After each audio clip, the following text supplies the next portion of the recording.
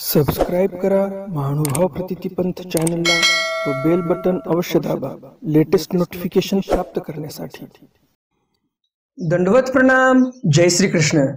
लीळा चरित्राच्या आजच्या सत्रामध्ये आपण दोन चरित्र पाहणार आहोत। भटा अद्वैत समर्थनी माहिम भटा कुमती हरणे। माहिम भटांची भटोबासांवर कुमती होती, म्हणजेच काय तर चांगली मती नाही, कुमती वाईट बुद्धी होती की बाबा हे काय नाही, भटोबास म्हणजे असेच आहेत, ऐरे गैरे नथू खैरे, त्यांना काही ज्ञान नाही, उगाच आपल्या देवापाशी राहतात, कामं करतात आणि खातात आणि जगतात कसं तरी, त्यांना काही ज्ञानाची गोष्ट माहिती नाही, अशी बुद्धी माहिम भट्टांची भटोबासांवर होती। आणि अशी जी कुमती होती, जी वाईट बुद्धी होती माहिम भट्टांची भटोबासावरची, त्या बुद्धीचं हरण स्वामींनी केलेलं आहे।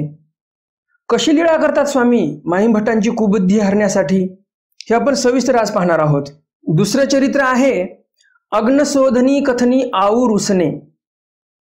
अग्नीची शोधणी करण्यासाठी पाठवलं होतं औसाला आणि त्या प्रसंगावर बाईसा कोपतात औसांवर आणि मग औसा रुसून निघून जातात। कुठे निघून जातात, का निघून जातात, परत कशा येतात स्वामींच्या सन्निधानामध्ये, हे सर्व सविस्तर आपण आजच्या या सत्रामध्ये पाहणार आहोत।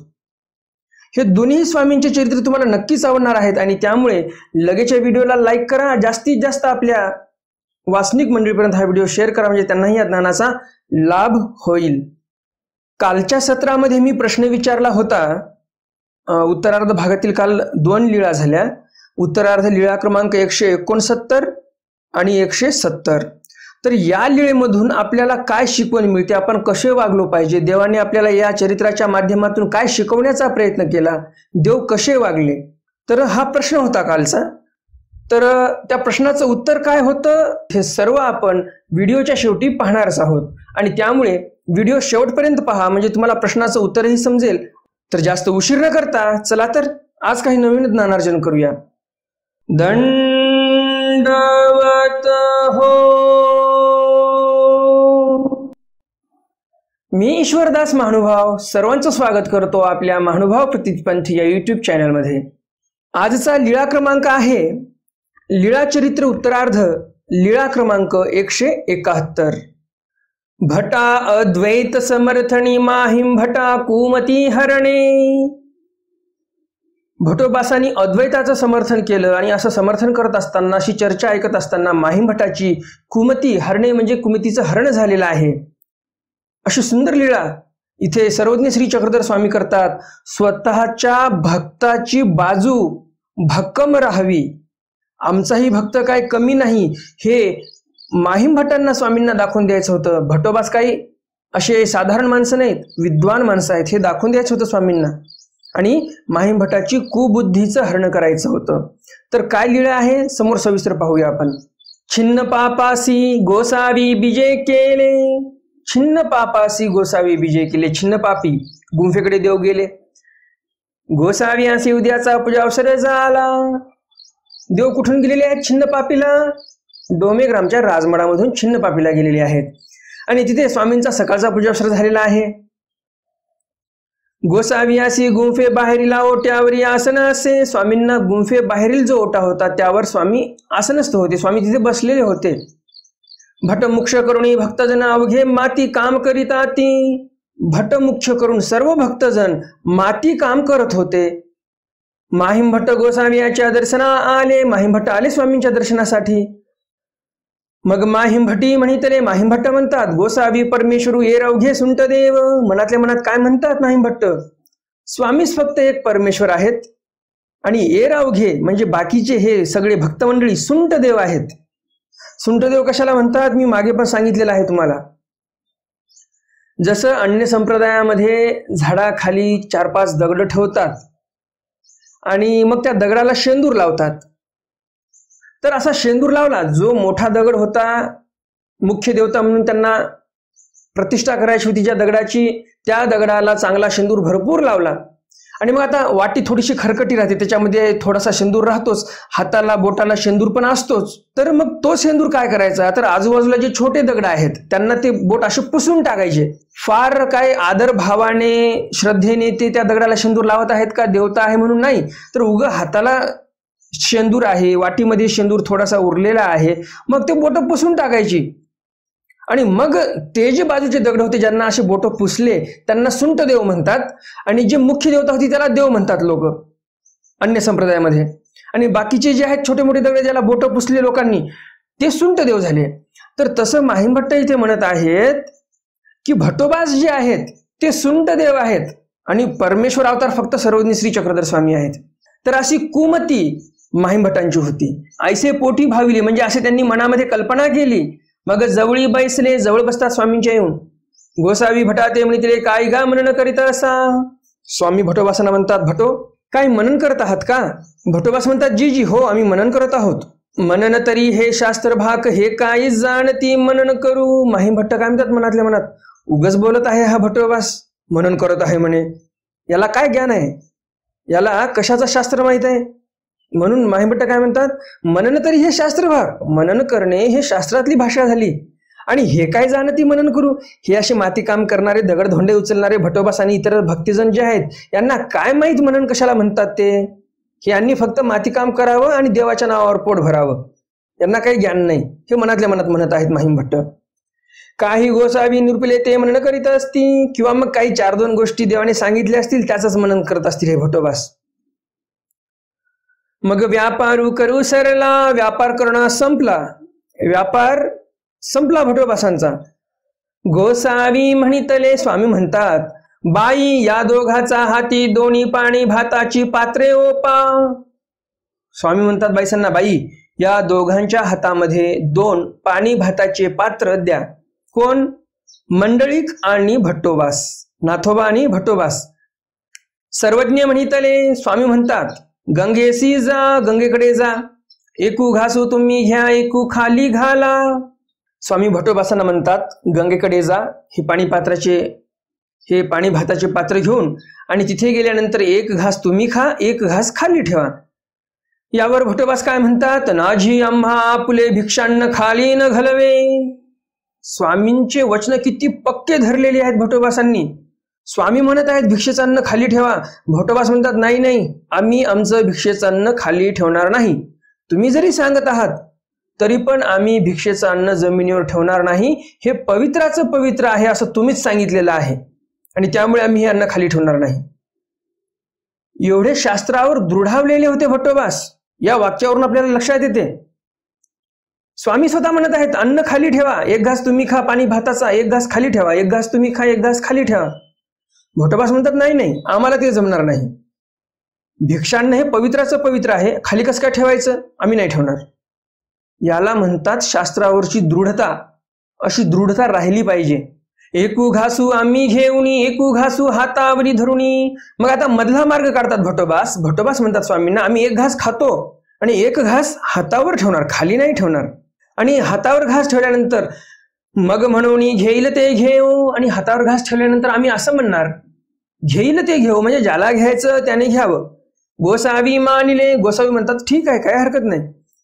मग गंगे गेले, गंगेकडे गेले, अंघोळ केली, अंघोळ केल्या दोघांनी पण, कारण की माती काम केलेलं होतं, अंग खूप घाण झालेलं होतं, अंगावर माती सांडलेली, घाम आलेला, आणि त्यामुळे ते गेल्या गेल्या पहिल्या अंघोळ करतात. मग छिन्नस्थळी पासी जेऊ बैसले. जे आताच आपलं छिन्नस्थळीचं स्थान आहे तिथे ते जेवायला बसलेले आहेत. एकू घासू आपण घेती, एकू घासू हातावर धरिती. 1 घास आपण खायचे आणि 1 घास हातावर ठेवायचे. आणि म्हणती घेईल ते घेऊ, आणि मग म्हणायचे घेईल ते घेऊ, ज्यांना घ्यायचं त्यांनी ते घास घेऊन जावं. ऐसे म्हणती आणि अदृश्य होय. आणि आश्चर्याची गोष्ट अशी व्हायची, हातावरचा घास गायब व्हायचा. भट्टोबास म्हटले, हातावर घास ठेवला आणि भट्टोबास म्हटले की ज्यांना घ्यायचं ते घेऊन जावं हा घास, की लगेच तो घास अदृश्य व्हायचा. ऐसे भट नाथोबा जेविले. अशा प्रकारे भट्टोबास नाथोबा पोटभर जेवलेले आहेत. पात्रे पुसुनी भवंडीत गोसावी आपासी आले. पात्र सर्व पुसून खाल्लं, व्यवस्थित स्वच्छ केलं. आणि भवंडिते म्हणजे बोटावर असं पात्र फिरवत चाललेले आहेत ते. गोसावी माहीमभटा ते म्हणितले, स्वामी माहीमभटांना म्हणतात, हे आधार की निराधार? हे जे भटोबास बोटावर पात्र फिरवत आहेत जेवण केलं, हे आधार आहे की निराधार आहे? हा प्रश्न स्वामींनी माहीमभटांना केलेला आहे. नाजी बोटाचा आधारू ये अवघे निराधार. माहीमभट्टांनी पण तेवढ्याच कुशलतेने प्रश्नाचं उत्तर दिलं. माहीमभट्ट म्हणतात, जी बोटाचा जेवढा आधार आहे तेवढाच आधार आहे आणि बाकीचं जे पात्र आहे ते निराधारच आहे. मग भट नाथोबा दंडवते घालून बैसले. आणि मग भटोबास नाथोबा स्वामींपाशी येतात, साष्टांग दंडवत घालतात आणि स्वामींपाशी बसतात. गोसावी पुसले काही गा धाले ती. स्वामी विचारतात भटोबासांना, का हो धाले ती म्हणजे पोटभर जेवण केलात का तुम्ही? पोट भरलं का तुमचं? जी काही आम्हीची धालो. भटोबास म्हणतात, जी काही आम्हीच धालो म्हणजे आमचंच पोट भरलं का? अहो चराचर विश्व धाले. चराचर विश्वाचं पोट भरलेलं आहे असं भटोबास म्हणतात. सर्वज्ञ म्हणितले, तुम्ही धालिया कैसे गा चराचर विश्व धाले. स्वामी म्हणतात, तुमचं पोट भरलं आणि तुम्ही म्हणतात चराचर विश्वाचं पोट भरलं, हे कसं काय बरं? ना ऐसेची आहे. भटोबास म्हणतात, नाही असंच आहे, आम्ही जे म्हणालो तेच खरं आहे, असंच आहे. हे काही बापुडी जाणता ती. भटोबासांना स्थिती झालेली आहे, स्थितीच्या भरामध्ये भटोबास म्हणत आहेत बरं का. आणि पुढे भटोबास काय म्हणतात, हे काही बापुडे जाणती म्हणून माहीमभटाकडे हातू केला. भटोबास स्थितीच्या भरामध्ये म्हणतात, ह्या बापुड्यांना काय माहित? कोणाला म्हणतात? माहीमभटाकडे हात करतात आणि म्हणतात, या बिचाऱ्यांना काय माहिती काय नेमका प्रकार झालेला आहे आणि हे चराचर विश्व कसं झालेलं आहे, म्हणजे त्यांचं कसं पोट भरलेलं आहे, यांना काय माहिती? सर्वज्ञ म्हणितले, तुम्ही ते चराचर विश्व होवा. स्वामी म्हणतात, तर मग तुम्ही स्वतः चराचर विश्व आहात का? भटोबास म्हणतात, आम्ही तेची चराचर विश्व. भटोबास म्हणतात, हो आम्हीच चराचर विश्व आहोत. तरी चराचर विश्व तेची तुम्ही. पुन्हा स्वामी म्हणतात, तर मग चराचर विश्व तुम्ही आहात ना? हो. भटोबास म्हणतात, हो चराचर विश्व तेची आम्ही, आम्हीच चराचर विश्व आहोत. सर्वज्ञ म्हणतील, ते कैसे? स्वामी म्हणतात, ते कसं काय बरं? नाते ऐसे. भटोबास म्हणतात, नाते ऐसे म्हणजे अशा प्रकारे ते घडते. म्हणून भट्ट बोलो लागले. आणि मग भटोबास बोलायला लागले की चराचर विश्व आम्ही कसे आहोत? गोसावी आक्षेपू करती. माहीमभट्ट म्हणती, आता भट येथ काही परिहारू करती पा. स्वामी आक्षेप करायचे. स्वामींनी आक्षेप केला की माहीमभट्टाच्या मनामध्ये यायचं की आता भटोबास या आक्षेपाचा परिहार कसा करतील, उत्तर कसं देतील. ऐसे माहीमभट्ट विचारती तो भट्ट परिहारू करीती. असा माहीमभट्ट विचार करतच आहेत की तेवढ्यात भटोबास उत्तर द्यायचे, परिहार द्यायचे. आता गोसावी येथे काही आक्षेपू लाविती पा. मग माहीमभट्टांना वाटायचं भटोबासांनी तर उत्तर दिलं, आता स्वामी काय आक्षेप लावतात, इथे काय प्रश्न करतात. ऐसे विचारिती. असा मनामध्ये ते विचार करायला लागलेले आहेत. तव गोसावी आक्षेपू लावू सरे. मग स्वामीकडे आक्षेप लावायचे, आक्षेप घ्यायचे भटोबासांच्या बोलण्यावर. ऐसे माहीमभटाचे अंतस्करण आंदोळी झाले. भटोबास उत्तर द्यायचे, स्वामी प्रश्न करायचे, स्वामी उत्तर द्यायचे, भटोबास प्रश्न करायचे. उत्तर प्रश्न, प्रश्न उत्तर, उत्तर प्रश्न, प्रश्न उत्तर चालूच होतं. असे प्रश्न उत्तर ऐकता ऐकता ऐकता माहीमभटांचं अंतःकरण आंदोळी झाले. यांचं मन आंदोळून गेलेलं आहे, काही समजायला मार्ग नाही. एवढा मोठा विद्वान माणूस, षडशास्त्र संपन्न ब्राह्मण, याचंही मन आंदोळल्या गेलं. काय होत आहे नेमकं? काय भटोबास बोलत आहेत? काय स्वामी आक्षेप करत आहेत? काय भटोबास उत्तर देत आहेत? काही समजायला मार्ग नाही. गोसावी द्वैत प्रतिष्ठिती तो भट्ट अद्वैत प्रतिष्ठिती. स्वामी द्वैताची प्रतिष्ठा करायचे, भटोबास अद्वैताची प्रतिष्ठा करायचे. तर असा बराच वेळ तिथे उघाणी प्रवर्तलेली आहे, चर्चा झालेली आहे. ऐसी वाडू वेळू उघाणी झाली. बराच वेळ उघाणी चालली, चर्चा चालली. मग सर्वज्ञ म्हणितले, काही गा काही तुमच्या शास्त्राशी मिळताय. मग स्वामी माहीमभट्टांना म्हणतात, का हो काही तुमच्या शास्त्रासोबत मिळतं जुळतं आहे का? की अवघे झाड कवी, की सर्व झाड कवीच आहेत? अर्धवट ज्ञानी, जसं तुम्ही सुंटदेव म्हणालात तसे झाड कवीच आहेत का सर्व? माहीमभट्टी म्हणितले, जी मागे शंकराचार्य बोलता जे आक्षेप राहिले ते आता भट बोलत असती. माहीमभट्टांना एवढी प्रतीती जबरदस्त आलेली आहे भटोबासांवर की माहीम भट्टांनी शंकराचार्यासोबत तुलना करून टाकलेली आहेत. किंबहुना शंकराचार्यापेक्षाही जास्त बुद्धी भट्टोबासांवर बसलेली आहे. जे माहीम भट्टांची बुद्धी शंकराचार्यावर होती त्याहीपेक्षा जास्त श्रेष्ठ बुद्धी भट्टोबासांवर माहीम भट्टांची बसलेली आहे. कारण माहीम भट्ट काय म्हणत आहेत की शंकराचार्यांनी जे काही आक्षेप बोलायचे ठेवले होते, काही राहिले होते त्यांच्याकडून, ते भट्टोबास बोलत आहेत. एवढे विद्वान आहेत भट्टोबास. परमेश्वराला भक्ताचा किती अभिमान असतो हे आपल्याला या चरित्रातून लक्षात येते. वास्तविक पाहता भट्टोबास एवढे विद्वान नव्हते.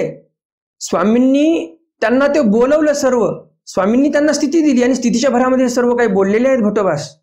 आणि माहीम भट्टांना चांगली प्रतीती आणून दिली भट्टोबासांवर.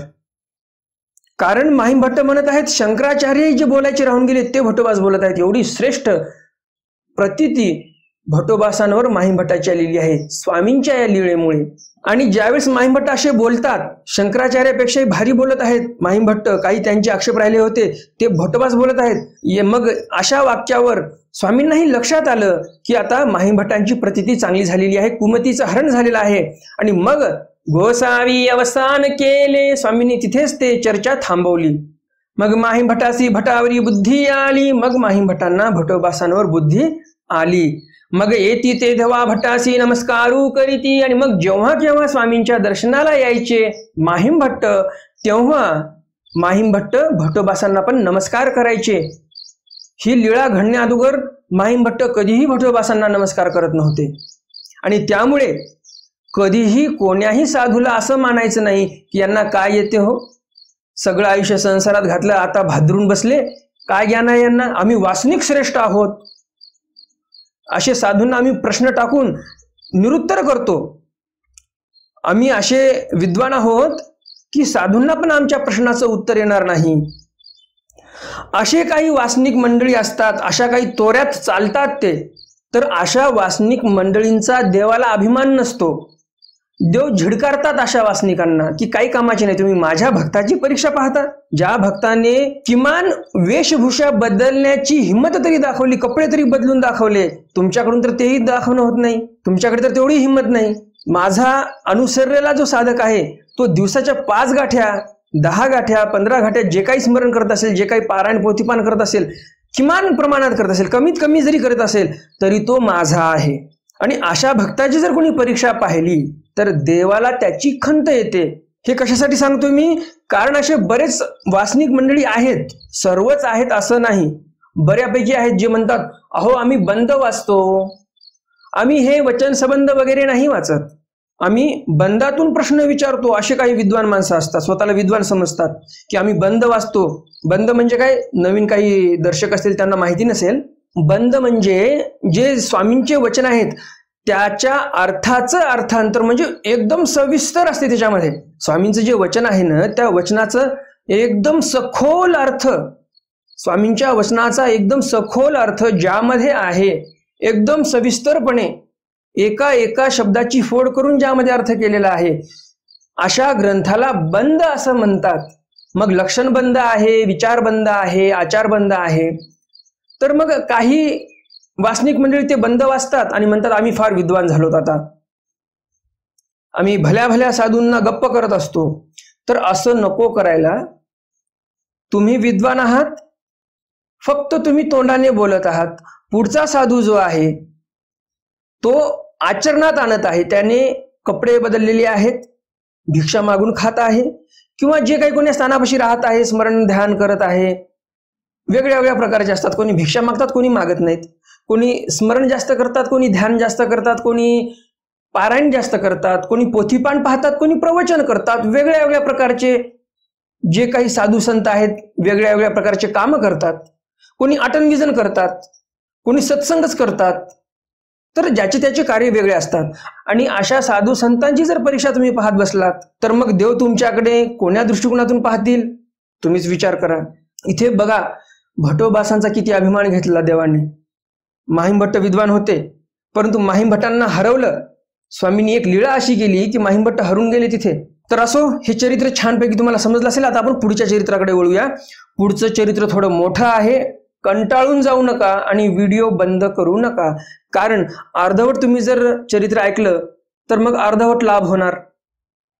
पूर्ण लाभ पाहिजे असेल तर पूर्ण चरित्र ऐका. उत्तरार्ध लीळा क्रमांक 172. अग्नशोधनी कथनी आऊरुसणे. अग्नीचं शोधन करण्यासाठी पाठवलं, शोधणी करण्यासाठी पाठवलं. आणि या प्रसंगावर काय कोण बोलते औसांना आणि मग औसा का रुसतात, का निघून जातात, हे सर्व सविस्तर आपण समोर पाहणारच आहोत. गोसाव्यांशी दुपारीचा पूजावसरू झाला. स्वामींचा दुपारचा पूजावसर झालेला आहे.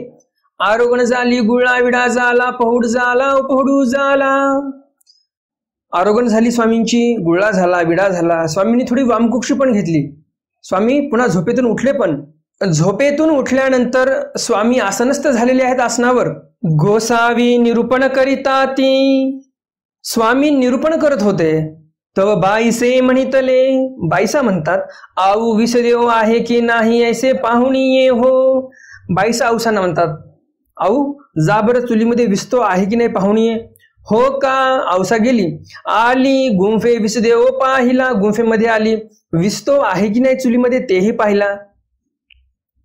तव विसदेव नाही, चुलीमध्ये विस्तो नव्हता. मग ती येऊन उगीची बैसली. ती परत आली आणि गपचूप येऊन निरूपण ऐकत बसली. औसांचं काम होतं बाईसांना सांगायचं की विस्तो नाही, परंतु त्यांनी सांगितलं नाही, गपचूप येऊन बसल्या. निरूपण झाले, निरूपण संपलं स्वामींचं. गोसावी सिंहनारायणाहुनी विळीचा गुंफेसी बिजे केले. सिंहनारायणावरून स्वामी संध्याकाळच्या वेळेला गुंफेकडे आले. बाईसे पूजावसरा लागी विसदेव पाहो गेली. बाईसा पूजावसरासाठी विसदेव पाहो गेली. म्हणजे आता पूजावसराच्या वेळेला काही धूप दाखवायला, निरंजनी पेटवायला विस्तव लागतो आणि म्हणून ते पाहण्यासाठी गेल्या बाईसा. तव विसदेव नाही, चुलीमध्ये विस्तवच नाही. बाईसा म्हणतात, मग हे काही आऊवे, तुझ करवी विसदेव पाहाविला. बाईसा म्हणतात, हे काही आऊवे, तुला आम्ही विसदेव म्हणजे विस्तव पाहायला सांगितला होता, तरी नाही ऐसे सांगसी ना. तर मग चुलीमध्ये विस्तो नाही असं सांगायचं होतं की नाही तुझं काम. फक्त चुलीमध्ये विस्तो नाही हे पाहिलं आणि गपचूप येऊन बसली तू. सांगायचं काम होतं की नाही तुझं, की बाई विस्तो चुलीमध्ये नाही हे सांगायचं काम होतं तुझं. का बरं नाही सांगितलं. औसा म्हणतात, काही सांगावे असे, काही तुम्ही जाल की गोसावी जाती. औसा फारच विचित्र उत्तर देतात. औसा म्हणतात, काय सांगावं तुम्हाला येऊन आम्ही जर म्हणालो असतो की चुलीमध्ये विस्तव नाही, मग आता चुलीमध्ये विस्तव नाही, तर मग तुम्ही गेले असते का विस्तव आणायला, की स्वामी गेले असते विस्तव आणायला. स्वामींचं नाव घेतलं मध्ये, जे की घ्यायला नाही पाहिजे होतं. आमतेची धाडाल म्हणा. औसा म्हणतात, तुम्ही आम्हालाच पाठवलं असतं. आणि बाईसी म्हणितले. आणि मग बाईसाला आला राग. काय म्हणतात बाईसा, पहावो काय झाले ये जोगिनीसी, बाबांचे नाव का घेताय. बाईसा म्हणतात, काय झाले या जोगिनीला, बाबांचं नाव घेते सरळ सरळ. मग बाईसांनी बांधला घागरा. म्हणून घागरा बांधला. जी बाईसांची शिवी होती त्याप्रमाणे बाईसांनी शिवी दिली. औसी म्हणितले. औसा म्हणतात, न सकोरे ये रिपी रिपीसी, काढू आपला जोगू. औसा म्हणतात, आता हे आम्हाला सहन होत नाही, हे रिपी रिपाशी ऐकणे बाईसांची. आम्ही आपला काढू जोगू, आमचा जोग जो आहे तो आम्ही काढतो. आमचा जे काही पहिलेचा वेश होता जोगिनीचा ते आम्ही आमचा काढतो. म्हणून आपली अवघी मात्रा घेतली, सर्व आपली मात्रा उचलली. जाऊन दुसरी गुंफेसी बैसली. दुसऱ्या गुंफेमध्ये जाऊन बसली औसा. गोसावी अशी रात्रीचा पूजा सुरू झाला. सिंहनारायणाहुनी विसदेव आणला. स्वामींचा रात्रीचा पूजावसर झाला. सिंहनारायणाच्या मंदिरातून विस्तो आणला. गोसावी अशी आरोगण झाली, गुळा झाला, विडा झाला. स्वामींना आरोगणा झाली, गुळा झाला, विडा झाला, पहुड झाला, उपहडू झाला. स्वामी झोपले, उपहूड झाला म्हणजे पुन्हा सकाळी उठले. उद्याचा पूजा सुरू झाल्यानंतर गोसावी येरी गुंफेच्या अंगणा बिजे केले. मग दुसऱ्या दिवशी स्वामी सकाळचा पूजावसर झाल्यानंतर ज्या गुंफेमध्ये औसा जाऊन बसल्या होत्या त्या गुंफेच्या अंगणामध्ये जाऊन देव उभे राहिले. सरीसे भटोबास असती, सोबत भटोबास पण होते. तेथ गोसावी उभे राहिले. तिथे स्वामी जाऊन उभे राहिले. तव औसे समोर जोगवटा घालून बैसली असती. जोगवटा घालून औसा बसलेल्या होत्या. सर्वज्ञ म्हणते, नायका आपण काय आलिया. स्वामी म्हणतात, नायका तुम्ही कधी आलात बरं या गुंफेमध्ये. कालीची. औसा म्हणतात, कालच आलो. कालची का.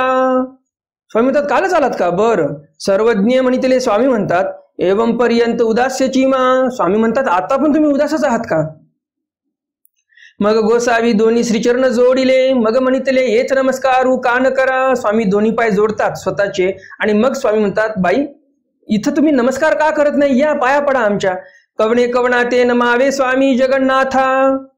औसा पुन्हा एक विचित्र उत्तर देतात की कुणी कुणा पुढे नमावं, काय गरज आहे कोणाच्या पाया पडायची, काही गरज नाही कोणाच्या पुढे नम्र होण्याची किंवा नमायची. सर्व विष्णुमयम जगत, सर्व जगतामध्ये विष्णूच व्यापलेला आहे. तो भटी म्हणितले भटोबासांना आला राग. मग भटोबास म्हणतात, जी जी हे आऊ अवघे देह सिद्ध. जी जी ही जी आऊ आहे ना, हे सर्व देह सिद्ध आहे, म्हणजे हिला सर्व सिद्ध्या प्राप्त झालेल्या आहेत, अजर अमर आहे ही. त्याच्यामुळे हिला कोणाच्या पाया पडायची आवश्यकता नाही, सर्व सिद्धीने युक्त आहे अशी ही औसा. किंवा देहसिद्ध म्हणजे हिचं शरीर चांगलं आहे, तुष्टी पुष्टीने व्यवस्थित आहे, तुष्टी पुष्टी आहे शरीराची, सर्व व्यवस्थित खानपान आहे हिचं, आणि त्याच्यामुळे हिचं देह शरीर जे आहे ते एकदम सिद्ध आहे, धष्टपुष्ट आहे. काही गा सामान्य स्त्रियेची, काही गा सामान्य स्त्रिया देहसिद्धा नसती. आणि याच्यात काय मोठी गोष्ट आहे, सामान्य स्त्रिया जे असतात, वेश्या जे असतात, त्यांचं पण देह सिद्धच असते, ते पण चांगल्या धष्टपुष्ट असतात असं भटोबास म्हणतात. पहावो पहावो उपासनीयाची सून दीक्षितांची कन्या, नाथू पंथी उपदेशू चातुर्वर्णे भिक्षा करी, पाणी भातू जेवी तित्रिया मोहाचा कृष्णिया धाये की त्या, आणि सामान्य स्त्रिया सरी केली. औसांना राग येतो की माझी आणि एका वेश्येची बरोबरी केली. म्हणून ती काय म्हणते, औसा पहा पहा उपासनीयाची सून आहे मी, दीक्षिताची कन्या आहे, नाथपंथी उपदेश आहे मला, आणि चातुर्वर्णे भिक्षा करते मी, पाणी भात जेवते, माझ्याकडे तित्र्या मोहाचा कृष्ण होता, आणि एवढं सर्व असताना माझी एका वेश्येशी तुलना केली. बापू गोडसिया देवा नाही येणे, गोडीसेन देवे चाड, काढिना आपला जोगू. औसा म्हणतात, बापू गोडसे या देवा, स्वामींना औसा म्हणत आहेत की हे देवा, गोड अशा देवा, सुंदर अशा देवा, मला काय कोणाची चाड नाही, मी आपला जोग जोगवटा काढेन, पहिल्यासारखा जोगिनी होईन, आणि मी आपलं राहीन कुठेही. म्हणून निघाली निघाली. सर्वज्ञ म्हणितले खेळी जेल नाही का. स्वामी म्हणतात, खेळी जेल नाही का म्हणजे तुम्ही खरंच निघालात का आटनाला जाण्यासाठी, आम्हाला सोडून जाणार तुम्ही, आमच्या सन्निधानी जाणार, दुसऱ्या गावाला जाऊन राहणार तुम्ही. हो खेळी जेल स्वामी जगन्नाथा. औसा म्हणतात, हो खेळी जेल स्वामी जगन्नाथा, आम्ही निघालोत आता, आम्ही नाही राहणार तुमच्यापाशी. मग सराळ्या गेली. मग सराळ्याला गेल्या औसा. 6 मास सराळा होती. किती दिवस होत्या औसा सराळ्याला, 6 महिने राहिले औसा सराळ्याला. गोसावी एक असती ऐसे 8वे ही ना. कोणीतरी गोसावी होते, सर्वज्ञ श्री चक्रधर स्वामी कोणीतरी होते असं 8वे ही ना. त्यांना आठवतही नव्हतं की कोणीतरी गोसावी होते म्हणून, एवढी विस्मृती झालेली आहे. मग प्रारधा बाईसे एकवीरा बाईसे मदळसा बाईसे त्या गावा गेली. अशा प्रकारे औसा सराळ्याला राहायला लागलेल्या होत्या. आणि मग बऱ्याच काही दिवसांनी, बऱ्याच महिन्याने प्रारधा बाईसे, एकवीरा बाईसे आणि मदळसा बाईसे ह्या तिन्ही पण सराळ्याला गेल्या. कोणी ठाई निद्रा करू पा जाओ. मग बाई म्हणायला लागल्या त्या तिघी पण की रात्रीच्या वेळेला कुठे जावं बरं झोपण्यासाठी. गोसावियांची आऊ असे ती गुंफा जाओ. आणि मग त्या म्हणतात की गोसावियांची आऊ म्हणजे औसा इथेच आहेत असं आपण ऐकून आहोत, तर मग त्यांच्याच गुंफेमध्ये आपण आज मुक्काम करूया. म्हणून औसाची गुंफे आलिया. आणि म्हणून औसाच्या गुंफेला आल्या. तेथ राहिलिया, तिथे थांबतात. तेथ ती दिसी औसा एक वाढिले आले. त्या दिवशी औसांना जेवणासाठी एक वाढण आलेलं होतं, कोणाचं तरी ताट आलेलं होतं जेवणासाठी. ती जेविली होती, औसा जेवलेल्या होत्या. तो रात्री गणपती आपयोचा घरून ताट आले. गणपत आपयोच्या घरून औसासाठी ताट आलं. ती दितया ते श्राद्ध. त्या दिवशी त्यांच्या घरी श्राद्ध होतं. आऊ तुम्हाला गुण गणपती आपयो ताट पाठविले. जो व्यक्ती ताट घेऊन आला तो व्यक्ती म्हणतो की आऊ तुमच्यासाठी गणपत आपयोंनी ताट पाठवलेलं आहे जेवणासाठी. औसा काय म्हणतात, ना रे, मला काही करायचं नाही, ताटाचं घेणं देणं नाही. मागुते ने हा जेविला रे. औसा म्हणतात, परत घेऊन जाते तुझं ताट, कारण की माझं जेवण झालेलं आहे. ज्या व्यक्तीने ताट आणलं होतं ती व्यक्ती म्हणते ना आई. ती व्यक्ती म्हणते ना आई, मी परत नेणार नाही, त्यांनी ताट पाठवलं, हे तुम्ही ठेवून घ्या. म्हणून ठेविले ताट तिथे ठेवलं आणि गेली ती व्यक्ती निघून गेली. मग औसी त्या बाया ते म्हणितले. मग औसा त्या बायांना म्हणते. कुणाला? प्रारब्ध बाईसा, एकविरा बाईसा आणि मदळसा बाईसा या तिघींना औसा म्हणतात. जेवा ना कारे, जेव्हा बरं तुम्ही सर्वजण, अशी औसा त्यांना म्हणते. कायसी उपवासी मराल, कशाला उपवासी मरता, पोटभर जेवा आणि झोपी जा. ब्राह्मणाची घरीचे ताट, हे ताट ब्राह्मणाच्या घरचं आहे. ती दिवशी एकादशी, त्या दिवशी एकादशी होती. जेवू नका. औसा म्हणतात आज एकादशी होती, तुमचा उपवास होता, दिवसभर उपाशीच होतात तुम्ही, आता उपवास सोडा, निदान झोप तरी चांगली लागेल. म्हणून ती जेविली. मग असं म्हटल्यानंतर त्या तिघी जणी जेवतात. आंचविली, हात धुतले आणि गोसाव्यांचे नाव चक्रधृ ऐसे घेतले, हात धुतले. आणि मग हात धुतल्यानंतर श्री चक्रधर असं त्यांनी नाव घेतलं स्वामींचं.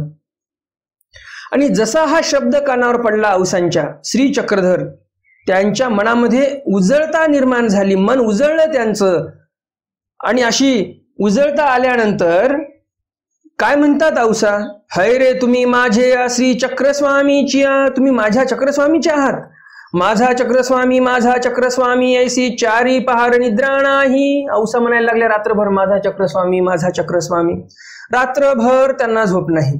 उद्याची उठली, सकाळी सकाळी उठल्या, दिवस असा निघाला, सूर्याची पहिली किरणही निघाली नव्हती, फक्त उजेड पडलेला होता, सूर्य निघालेलाही नव्हता.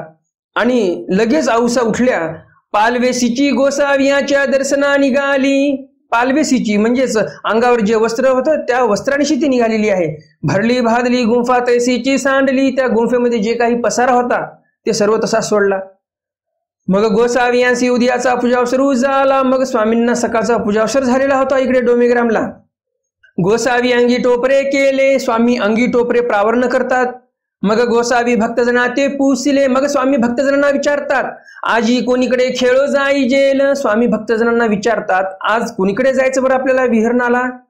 कवणी कवणीकडे म्हणे, कवणी कवणीकडे म्हणे, सर्वज्ञ म्हणितले आजी हे नायकाशी समोरे जाईल. कोणी भक्तजन कोणीकडे चला म्हणायचं, कोणी भक्तजन कोणीकडे चला म्हणायचं. आणि शेवटी स्वामी म्हणतात की आज आम्ही नायकाला समोर जाणार, म्हणजेच आम्ही औसांकडे जाणार. ज्या रस्त्याने औसा येत आहेत त्या रस्त्याला आम्ही आज विहरणाला जाणार. म्हणून गोसावी बीजे केले. मग स्वामी तिथून निघाले. मग आता कोणता रस्ता असेल हे? ज्या रस्त्याला स्वामी विहरणाला गेलेले आहेत कोणता रस्ता असेल तो? आताचं जे डोमेग्राम आहे तिथून कोणीकडे आहे तो रस्ता? नदीच्या पलीकडे जाण्यासाठी जो छोटा पूल बांधलेला आहे, राजमठापासून एक रस्ता जातो मागे, त्या रस्त्याने समोर जर गेलात तर तो रस्ता सरळ सराळ्याला जातो. समोर बरंच लांब आहे, सराळा काय सराळा जवळ नाही, बरंच लांब आहे. तर त्या रस्त्यावर स्वामी विहरणाला गेलेले आहेत, कारण की औसा त्या रस्त्याने येणार आहेत. भामाठाण, बाजाठाण वगैरे सर्व त्या रस्त्यालाच आहेत आणि सराळा ही समोरच आहे. मग गोसावी विजय केले, देव गेले तिकडे. मग गोसावी डोमेग्रामून त्या वृक्षातळी आसन केले. स्वामी डोमेग्रामवरून निघाले. त्या रस्त्यामध्ये एक झाड होतं, तिथे देव थांबले. जे सराळ्याहून रस्ता येणारा होता डोमेग्रामला, त्या रस्त्यावरच्या एका झाडाखाली देव बसलेले आहेत. तो औसे येता देखिली. मग सर्वज्ञ म्हणितले औसा येताना स्वामींना दिसल्या. आणि मग स्वामी म्हणतात, आला ना ऐकू आला मा. स्वामींना पण आनंद होतो की बिचारी औसा आली, काही का असेना, 6 महिन्याने का असेना. 6 महिना औसा सराळ्याला होत्या. 6 महिन्यानंतर स्वामींच्या सन्निधानामध्ये परत येत आहेत. आणि म्हणून स्वामी म्हणतात की आला मा नायकू. गोसावी पावले दोन्ही चारी सावमे विजय केले. स्वामी 2-4 पावलं समोर जातात औसाकडे. तव ती दुःख करू लागली. आणि औसा दुःख करायला लागल्या. स्वामींपाशी आल्या आणि कशा उभ्या राहतात औसा? पाठी मोरे ठाकली. औसा स्वामींकडे पाठ करतात आणि उभे राहतात. सर्वज्ञ म्हणितले नायका या काही येथोनी पाठविली ती. स्वामी म्हणतात, नायका या, आम्ही तुम्हाला पाठवलं होतं का? तुम्हीच गेलात मनाने, कशाला गेलात तुम्ही? आणि आलात तर आता पाठीमध्ये उभे राहिलात, आमच्याकडे पाठ करून उभे राहिलात तुम्ही. औसांनी इथे स्वामींकडे पाठ का केली? औसांना इथे लाज वाटत होती. कोण्या तोंडाने स्वामींच्या समोर जावं मी? चूक मी केली. जे बोलायला नाही पाहिजे होतं ते मी बोलले, की स्वामी जातील का विस्तू आणायला, हा शब्दच वापरायला नाही पाहिजे होता मी. आणि ते बोलले पण मी, आणि स्वतः मीच स्वामींना सोडून गेले. सर्व चूक माझ्याकडेच आहे. आणि त्यामुळे काय तोंड दाखवावं आता देवाला, अशी लाज वाटू लागली औसांना. आणि म्हणून पाठी मोरे ठाकली. आणि म्हणून औसा स्वामींकडे पाठ करून उभे राहिलेले आहेत. आणि शेवटी स्वामीच म्हणतात, बाई आम्ही काय तुम्हाला पाठवलं होतं का, तुम्हीच गेलात. मग गोसावी क्षेमाळिंगण दिधले, स्वामीच जाऊन त्यांना क्षेमाळिंगण देतात. तीही दंडवत घातली. मग औसांनी दंडवत घातले स्वामींपुढं. श्रीचरणा लागली, पायाही पडली. मग तयाची निंबातळी आसन झाले, त्याच निंबाच्या झाडाखाली देव बसले. तर अशा प्रकारे हे दोन्ही स्वामींचे चरित्र तुम्हाला नक्कीच समजले असतील आणि आवडलेही असतील. आणि अजून जर तुम्ही या व्हिडिओला लाईक केलं नसेल तर लगेच या व्हिडिओला लाईक करा आणि जास्तीत जास्त आपल्या वासनिक मंडळीपर्यंत हा व्हिडिओ शेअर करा, म्हणजे त्यांनाही या ज्ञानाचा लाभ होईल. तर आता पाहूया आपण कालच्या सत्रातील प्रश्न आणि त्याचं उत्तर काय होतं आणि कोणी कोणी त्या प्रश्नाची बरोबर उत्तर दिलेली आहेत त्यांची नावही आपण लगेच पाहणार आहोत. कालच्या सत्रामध्ये मी प्रश्न विचारला होता, उत्तरार्ध लीळा क्रमांक 169-170 या लीळेमधून आपल्याला काय शिकवण मिळते, स्वामी कसे वागले, स्वामींनी आपल्याला काय संदेश दिला. तर त्या प्रश्नाचं उत्तर आहे लीळा क्रमांक 169. यामधून आपल्याला जे पीडित लोक आहेत, दुःखिस्त आहेत, त्यांची सेवा करणे. स्वामींनी जशी नाथोबांना ती सेवा करायला लावली, तर आपल्या परमार्गामध्ये जे आहेत, आश्रमामधले जे काही पीडित आहेत, ज्यांना काही बिमारी आहे, जे बिमार आहेत, अशांची सेवा करणे. कोण्या स्थानापतीच्या ठिकाणी आपण गेलो, तिथे कोणी अशी बिमार आहेत त्यांची विचारपूस करणे, चौकशी करणे. तर हे आपण करणं गरजेचं आहे. आपण अच्युत गोत्रीय आहोत, जे परमेश्वराचे भक्त आहेत, त्या सर्व भक्तांची आपण चौकशी केलीच पाहिजे. जिथे कुठे आपण गेलो तिथे गेल्यानंतर अशी चौकशी केली पाहिजे. जसे स्वामी चौकशी करत आहेत इथे, त्याप्रमाणे आपणही वागलो पाहिजे. दुसरं चरित्र होतं दुधानयनी परिहारू देणे. स्वामींनी त्या चरित्रामध्ये सांगितलं की जीव जीवा काही परिहारू असे, म्हणजे जीव जीवाला परिहार देऊ शकत नाही. आपण काही गुन्हा केलाच नाही, लोक जरी आपल्यावर आरोप करत असतील, एकदा दोनदा परिहार देऊन बघावा. ऐकतच नसतील पुढचे तर सोडून द्यावं, कारण आपलं कोणी ऐकणार नाही.